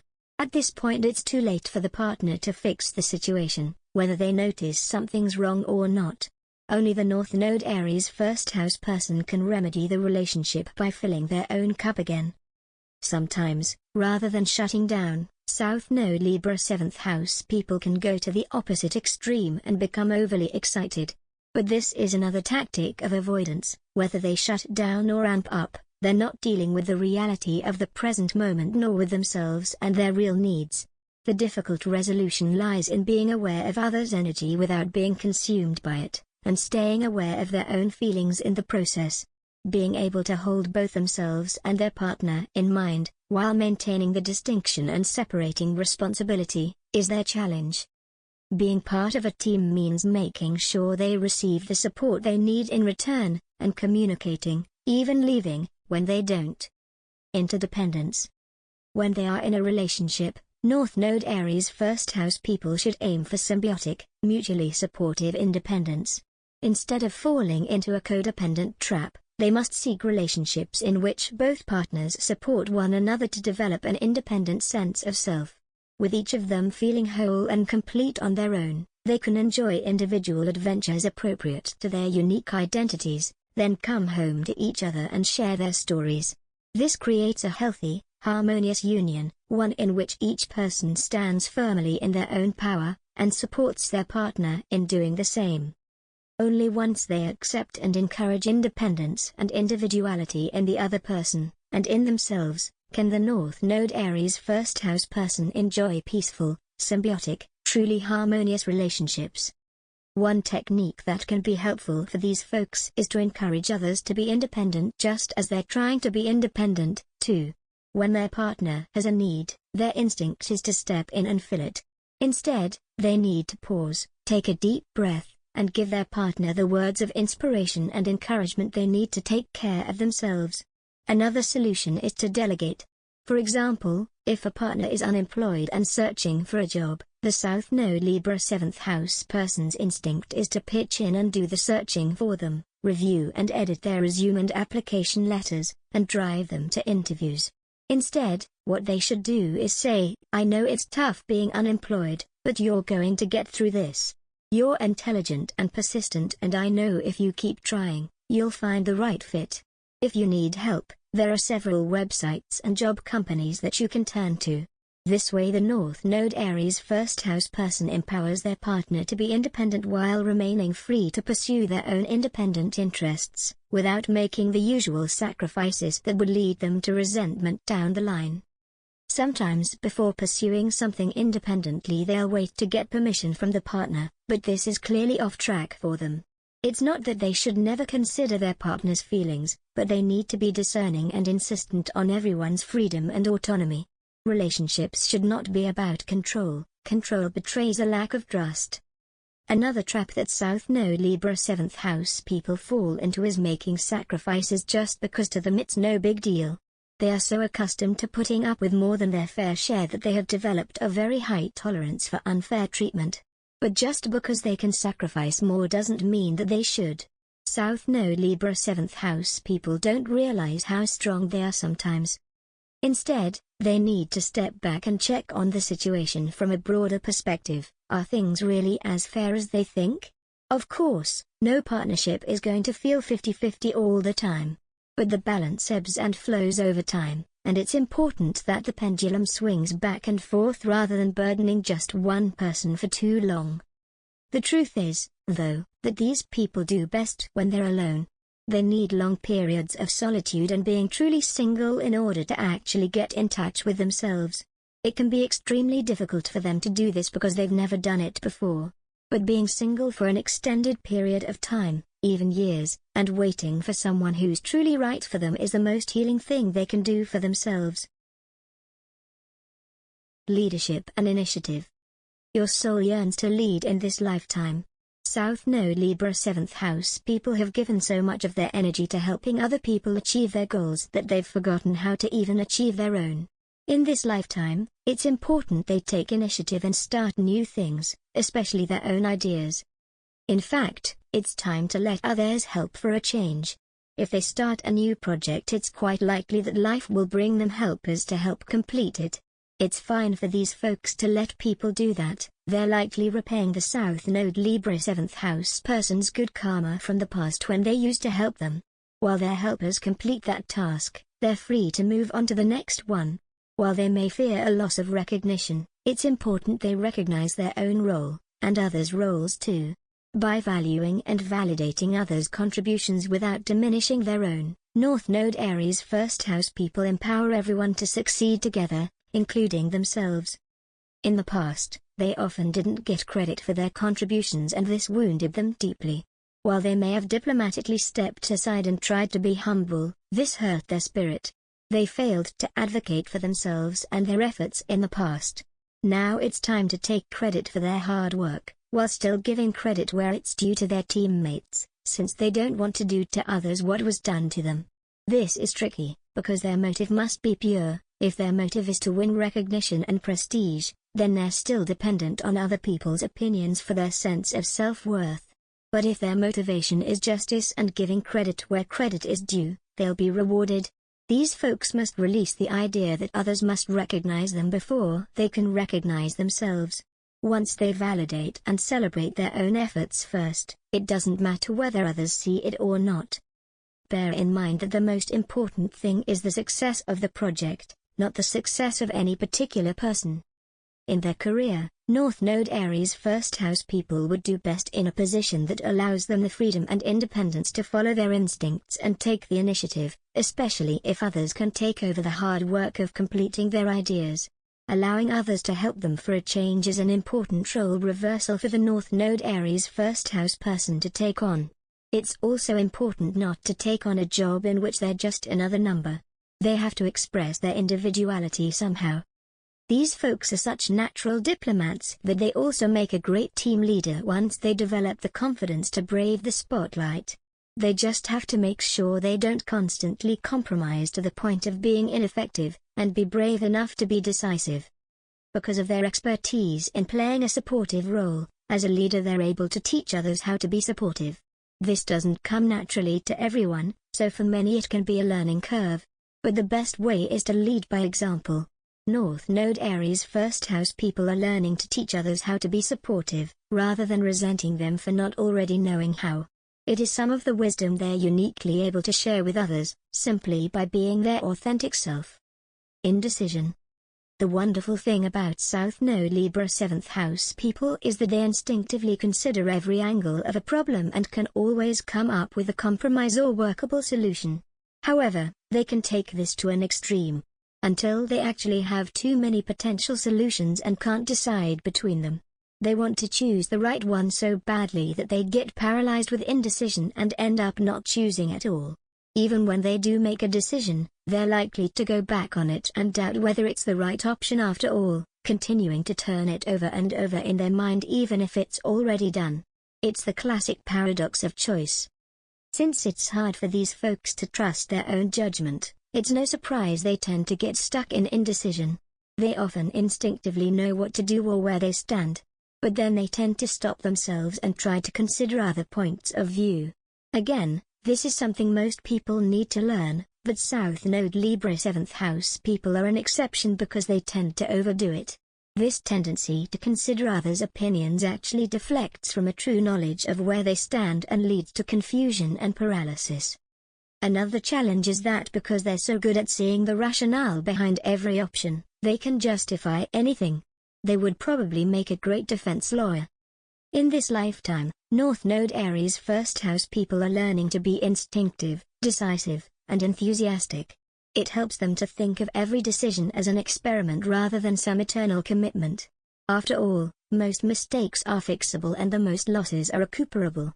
In fact, most mistakes are a learning experience. And sometimes we have to try a few options before we have enough information to make the right choice. In other words, we must pass through error before we can arrive at the truth. For example, most 17-year-olds don't know what they want to do for the rest of their lives. They don't know what they're good at, what they enjoy, what others will appreciate them doing, or what will make them the most money now, let alone 10 or 30 or 50 years down the line. Yet we live in a world that expects a 17-year-old to choose a college major that could affect what they end up doing all their lives. Well, The key word here is could. Your choice at 17 could be the one you stick with forever, or it could be your best first guess. Once you get into your studies, you'll gain enough experience to check in with yourself and ask, is this still a good idea? Should I stick with this, make a slight adjustment, or try something else entirely? For North Node Aries first house people, it helps to see every choice as for now or until further notice, and recognize that they can always pivot. No one has a roadmap to their life, although the North Node comes close, and we all have to proceed with what information we have at the time. We can always course correct when we gather more information. These folks need to develop the courage to go with their first impulse, because that's what North Node in Aries is all about. In this lifetime, they're allowed to have their own specific point of view and to roll with it, without hesitating or second-guessing themselves. Trust your gut. That's why it's so important to learn how to tune into your higher self and really listen to what your intuition is telling you. Every decision is really about self-discovery. We all need alone time for that. It's very important for North Node Aries first house people not to make decisions under emotional pressure or involve other people in their decision-making unless it's absolutely necessary, otherwise they risk making the wrong choice because they've allowed themselves to be swayed by others' opinions. This is their life, no one else's. In that same vein, it helps to keep their decisions to themselves until it's necessary to share them. If they don't, others can sow seeds of doubt in their mind that shouldn't be there. Likewise, following intuition won't always feel logical. Good. Logic is one way of approaching life, but it's an imperfect way. It's a framework human beings put on the world, but it breaks down at a certain point. Look no further than quantum physics to see that. For North Node Aries first house individuals, logic is better for carrying out decisions that they've made intuitively, not for the initial decision itself. For example, your gut may say that you should take a gap year in Spain before applying to college. Trust your gut and take that gap year in Spain. Then use logic to figure out how to earn and save the money to go, what specific city to stay in, and any programs you want to join while you're there.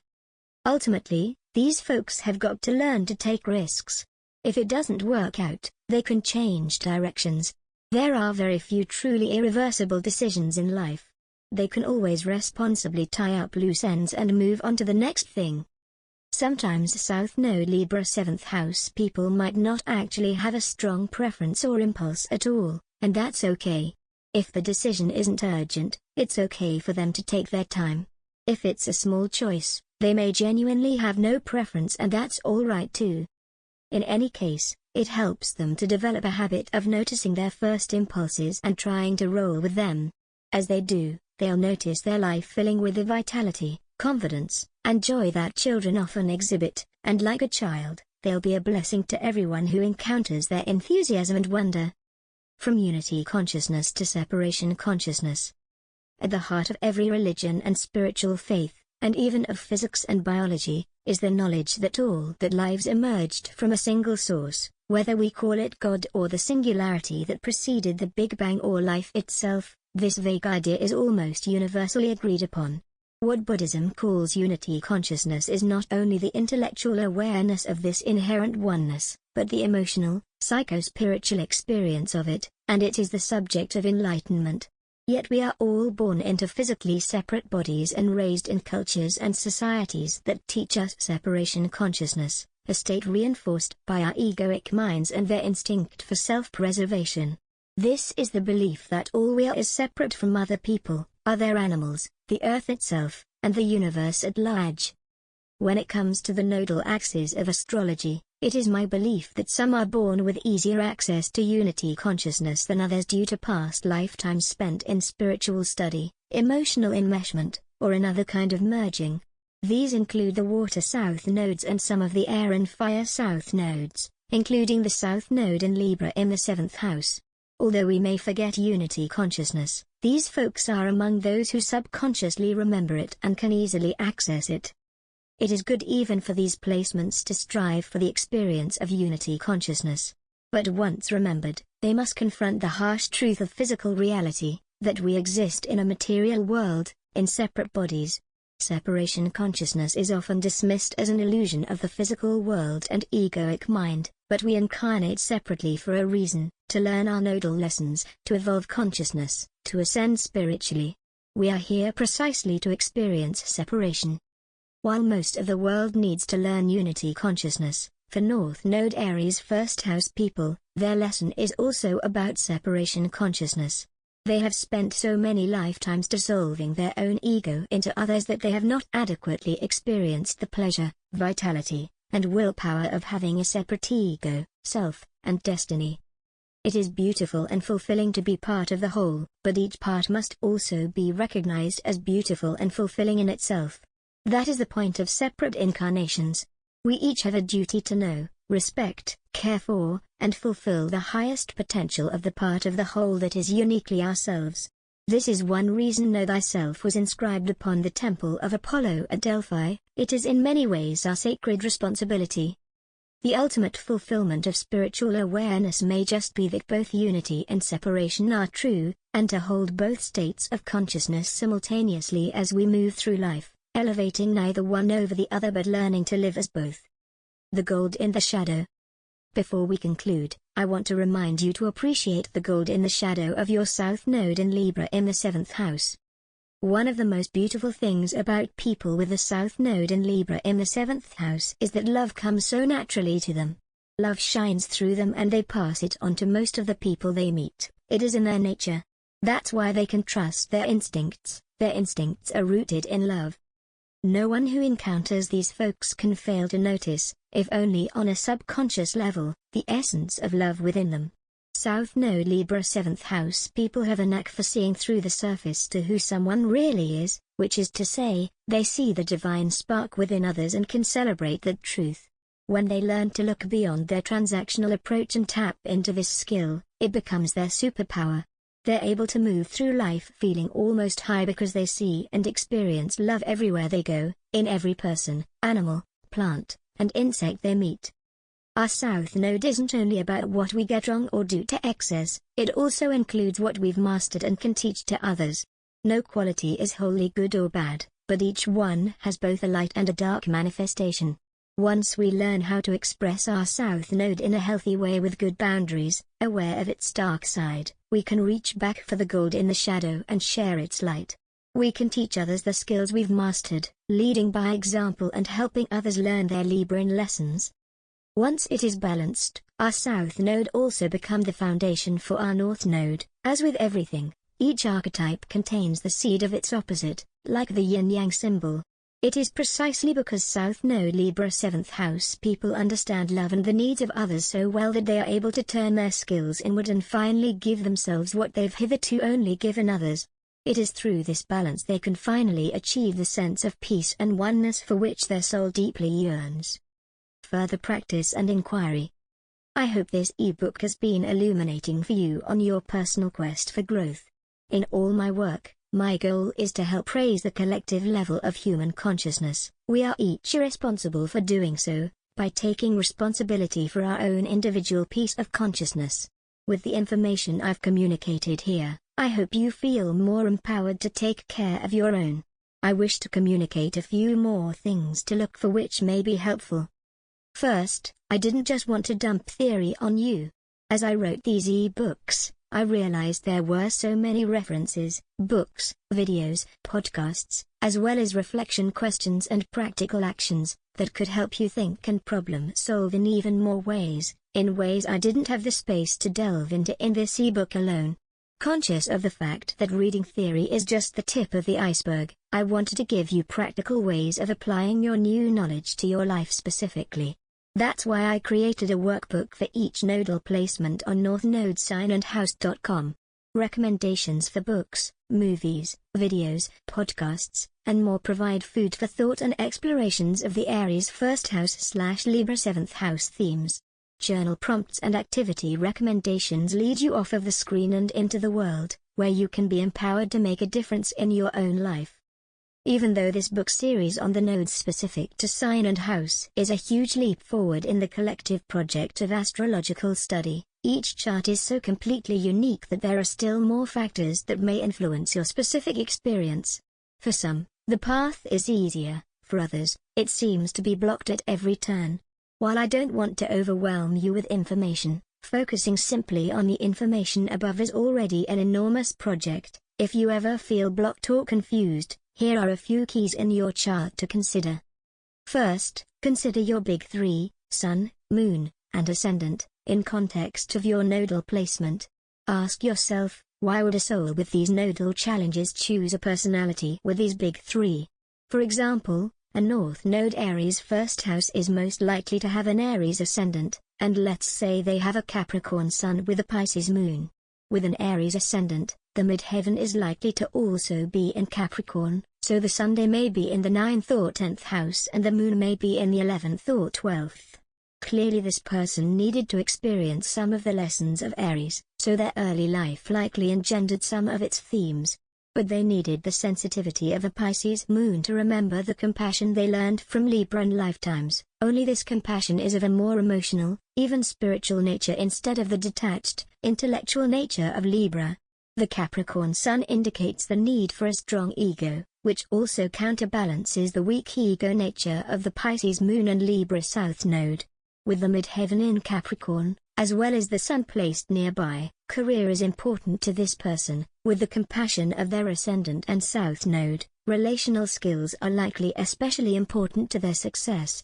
Yet the North Node indicates the need for self-assertion, willpower, and independence, and the Capricorn Sun and Aries Ascendant them the strength and solidity for this, at least on the surface, even though they are more sensitive and vulnerable than they appear. This person is therefore well equipped to balance a compassionate emotional nature with a strong ego that can assert itself in the world, but they need some fine-tuning to do so in a healthy and balanced way. Second, consider any aspects made to the nodes, less than 4 degrees.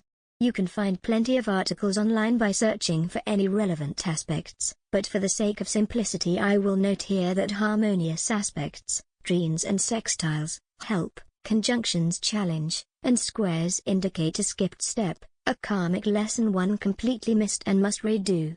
In our hypothetical Capricorn Pisces chart, let's suppose the Capricorn Sun is squaring the nodal axis.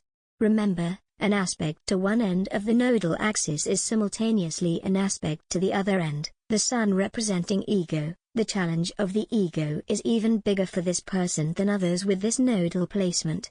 In light of the North Node in Aries in the first house, the Capricorn Sun's ego is likely to be underdeveloped, and with the Sun in the 10th house, there is an intense need for recognition from the outside world. A Cancer Sun might also square the nodal axis, but the challenge would be different. Their ego wants to hide in the 4th house because it fears being seen by the world. Third, the rulers of the nodes carry enormous weight. In your case, the North Node is ruled by Mars and the South Node is ruled by Venus, which is another reason your nodal lessons play out in romantic relationships. The houses of these planets indicate challenges and opportunities, respectively. For example, let's say our hypothetical Capricorn Pisces person has Mars in Aquarius in the 11th house, likely sextile their North Node and trine their South Node. In the past, they would have felt a particular need to pursue friendships with a wide range of people and dedicate themselves to a collective cause, but their inability to assert themselves watered down their efforts and thwarted their goals by making too many compromises and losing their vision and momentum in the process. They still carry this urge into this life, making the lessons of their Aries North Node even more important. Even so, the harmonious aspect Mars is making to the nodes indicates this placement is not entirely hurtful. In fact, it concentrates their go-getter energy, Mars, on the collective, 11th house, and their means of self-assertion can actually be quite forward-thinking, Aquarius, once they tap into it. Meanwhile, let's say their Venus is conjunct their Pisces Moon in the 12th house. This presents a particular challenge by making their need for harmony and relationships even more essential to their emotional well-being. But in the 12th house of hidden things, both their lunar and Venusian natures are hidden in the subconscious, difficult to express openly and outwardly. While they feel deeply, it's hard for them to express their compassion and sensitivity. They likely express even their love and compassion in quite indirect and manipulative ways, or else suppress their expression altogether. Their North Node in Aries in the first is inviting them to turn their love and compassion inward towards themselves, as well as express it more directly to others. It would be the task of many lifetimes to interpret every possible configuration of Big Three, nodal aspects, and nodal rulers in combination with each nodal placement. It has taken me many years just to write these 144 ebooks on the signs and houses of the nodes. But I hope this example has given you a clue of how to suss out any additional challenges or blocks your particular chart may represent. If you're not sure, I recommend finding an astrologer who specializes in the nodes and can interpret your chart specifically. If and when I am personally available, I will make it known on the website. Famous North Node Aries First House individuals. Learning about the lives and choices of your fellow travelers can help you see both healthy and unhealthy ways of leveraging your South Node wisdom and pursuing your North Node purpose. James Dean, Lucy Lawless, Jean-Marc Ayrault, Princess Margaret Countess of Snowdon, Didier Deschamps, Jay Leno, Jean Ferrat, Baruch Spinoza, Jean-Carl Moore, Mark Knopfler, Tyler Hecklin, Walt Whitman, Tony Hawk, Angie Dickinson, Carlo Ponti, Thea Van Gogh, Józef Antoni Poniatowski, Jimmy Hoffa, Barbara Hutton, Leslie Caron, Konrad Adenauer,